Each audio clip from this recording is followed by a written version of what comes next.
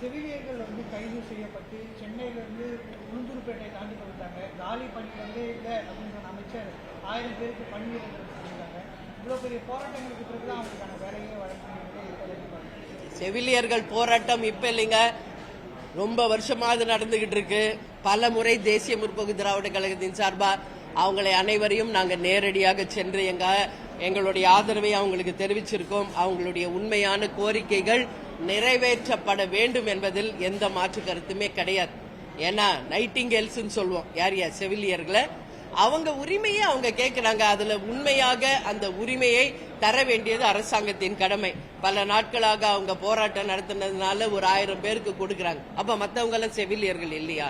அதனால இது கண்டிக்கக்கூடிய ஒரு விஷயம். உடனடியாக அனைத்து செவிலியர்களுக்கும் அவர்கள் கேட்கின்ற அந்த உரிமையை நிச்சயம் நீங்கள் தரணும். அவங்க என்ன எதிர்பார்க்கிறாங்களோ அதை செய்ய வேண்டியது அரசின் கடமை.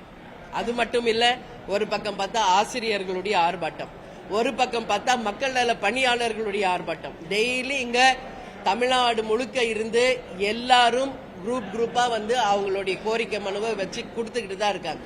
நாங்களும் பல முறை அவங்க எல்லாருக்கும் ஆதரவு சொல்லியிருக்கோம். ஆனாலும் இன்று வரைக்கும் அவங்களுடைய கோரிக்கைகள் நிறைவேற்றப்படவில்லை. அது உறுதியாக தமிழ்நாடு அரசு அதை கவனத்தில் கொண்டு அந்த நிச்சயம் அவங்க கோரிக்கைகளை நிறைவேற்றணும்னு இன்னைக்கு கிறிஸ்துமஸ் நாள்ல நான் கேட்டுக்கிறேன். நம்ம கூட்டணி தொடர்பா மாநாட்டில் அறிவிக்கிறோம் சொல்றோம். எந்த கூட்டணின்னு அறிவிக்கிறோமா இந்த அதனுடைய ஸ்போக்கை மட்டும் நம்ம மாவட்ட நீங்க வெயிட் பண்ணுங்க. இவ்வளவு நாள் வெயிட் பண்ணீங்களா? இப்ப நேத்து எங்களை கேட்டா செய்தி வெளியிட்டீங்க. சொல்லுங்க, எங்களை கேட்டா செய்தி வெளியிட்டீங்க. திமுக தரப்புல இந்த கூட்டணி கட்சிகளுக்கு இவ்வளவு ஒதுக்கலாம், ஒருவேளை இந்த கூட்டணி கட்சிகள் வரக்கூடிய பட்சத்தில் ஒதுக்கலான்றது உத்தேச பட்டியல் தான் வெளியிடப்படுகிறத தவிர அது அதிகாரப்பூர்வமானது அப்படின்றதான். அதை வெளியிட்டது யார்? அதை தான் நான் கேட்கிறேன். அது தேமுதிக கிட்ட கேட்டுதான் அது வெளியிடணும் அப்படின்றது அது எந்த விதத்துல சரியான அணுகுமுறையா இருந்தது. தேமுதிக என்ற கட்சிக்கு உரியவர்கள் நாங்கள். இப்ப உங்க சேனலை பத்தி ஒண்ணு சொல்றோம், உங்களை கேட்காம நாங்க தவறான செய்தி போட்டா நீங்க கேட்பீங்களா, கேட்க மாட்டீங்களா? இல்ல, நான் கேட்கறதுக்கு நீங்க பதில் சொல்லுங்க. அந்த உத்தேச பட்டியலை வெளியிட்டது யார்? அதை தான் நான் கேட்கிறேன். எனக்கு வேற எந்த ஆன்சரும் வேண்டாம். ஒரு உத்தேச பட்டியல் வெளியிட்டீங்கன்னு சொல்றீங்க, யார் வெளியிட்டா? அதிமுகவா இல்ல பிஜேபியா? யார் வெளியிட்டது அது தெரியணும்ல. அதிமுகவை சேர்ந்த நிர்வாகிகள் தான் இதெல்லாம் பேசினதா ஒரு தகவல் எந்த நிர்வாகிகள் பேசினாங்க அது தெரியணும். தெரியாம ஒரு சேனல்ல தயவு செஞ்சு நியூஸ் போடாதீங்க, புரியுதுங்களா? உத்தேச பட்டியல் சோசியல் மீடியால வந்துச்சு, யாரோ சொன்னாங்க, இதெல்லாம் ஒரு கட்சி மேல நீங்க கொண்டு வரக்கூடாது. இப்ப உங்க சேனல்ஸ் மேல அந்த மாதிரி யாரோ ஒருத்தர் சொன்னாங்க, சோசியல் மீடியா இப்படி வந்துச்சு ஒரு சேனலை பத்தி அப்படின்னு மத்தவங்க சொன்னா நீங்க ஏத்துக்குவீங்களா? உங்களுக்கும் கடமை இருக்கு, உங்களுக்கும் பொறுப்பு இருக்குங்க. அதை உணர்ந்து தயவு செஞ்சு நடந்துக்கங்க. இது ஒண்ணு சாதாரண கிடையாது. கேப்டன் இல்லாம இன்னைக்கு இந்த கட்சியை 20 ஆண்டு கழிச்சு 21வது ஆண்டுல வழி நடத்திட்டு இருக்கோம். இந்த கட்சிக்காக தங்களுடைய உயிரையும் பொருளையும் பணையம் வைத்து தலைமை கழகத்திற்கும் தலைவருக்கும் கட்டுப்பட்டு உண்மை விசுவாசிகளாக பயணித்துக் கொண்டிருக்க எங்க நிர்வாகிகள் தொண்டர்களுக்கு தான் அந்த முழு அதிகாரம் உண்டு. அவர்கள் யாரை கை காட்டுறாங்களோ அவங்க கூட தான் தேமுதிக கூட்டணி அமைக்கும். அதனால நிச்சயமாக அதுல எந்த மாற்று கருத்தும் கிடையாது. நீங்க வேணா உங்களுக்கு வேண்டிய விஷயத்தை எது வேணாலும் போடலான்றது கிடையாது. அப்படி ஒரு பொய் செய்தி தவறுதலாக போடப்பட்டா நிச்சயம் இன்னைக்கு நான் உங்ககிட்ட கேட்டுக்கிறேன் ஒரு சகோதரியா, அந்த செய்தி தவறான செய்தி என்பதையும் நீங்கள் பதிய வைக்கணும் என்பதையும் இந்த நேரத்தில் கேட்டுக்கிறேன். அது ஏன்னா ஒரு செய்தியை மட்டும் பரப்புறீங்க, அது பொய் தகவல் யாரோ சொன்னதுன்னு சொல்றீங்களே, அப்ப அது தவறான ஃபேக் அப்படின்னு ஒரு முத்திரை அடிச்சு அந்த சேனல்ல போடலாம்ல. இந்த செய்தி ஃபேக் நியூஸ் அப்படின்னு ஏன் போட மாட்டேங்கிறீங்க? ஏன் போட மாட்டேங்கிறீங்க? இன்னைக்கு எல்லா கட்சியும் அது வதந்தின்னு சொல்லிட்டு இருக்காங்க. சோ இது ரொம்ப ரொம்ப தவறான ஒரு விஷயங்க. இது கண்டிக்கக்கூடிய ஒரு விஷயம்.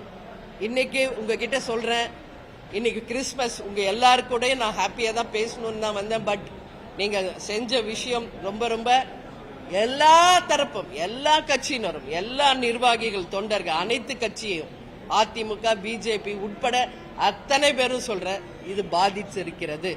இனி வருங்காலங்களில் பத்திரிகை நண்பர்கள் பொறுப்பாக செயல்படணும். இன்னைக்கு கிறிஸ்துமஸ்ல உங்களை சந்திக்கிறேன். 28ஆம் தேதி கேப்டனுடைய 2ஆம் குரு பூஜை நடக்க இருக்கிறது. அதற்கு பத்திரிகை நண்பர்கள் நீங்க எல்லாரும் வரணும்.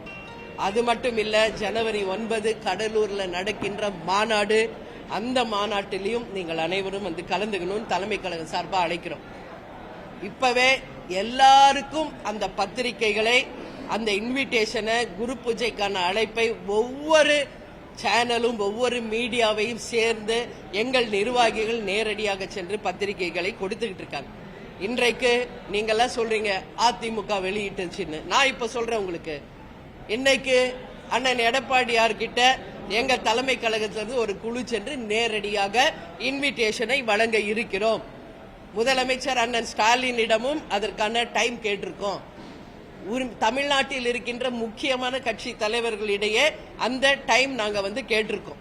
அந்த டைம் கிடைச்ச உடனே தலைமை கழகத்தின் சார்பாக சென்று இந்த இன்விடேஷன்ஸை அவங்க கையில நேரடியாக ஒப்படைக்க இருக்கிறோம். அதுபோல இன்றைக்கு அண்ணன் எடப்பாடியாரை தலைமை கழகத்தின் சார்பாக போய் சந்திச்சு இன்விடேஷன் தரோம்.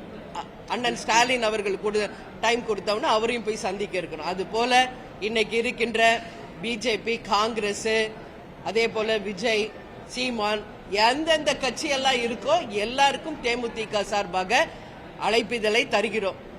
அந்தந்த டைம் அப்பாயின்மெண்ட் கிடைச்ச உடனே நேரடியா வழங்க இருக்கிறோம். அப்பாயின்மெண்ட் தாமதமானால் எங்க கழக நிர்வாகிகள் சென்று அந்த இன்விடேஷனை ஒவ்வொருத்தர்கிட்டையும் பர்சனலா கொடுக்க இருக்கிறோம்.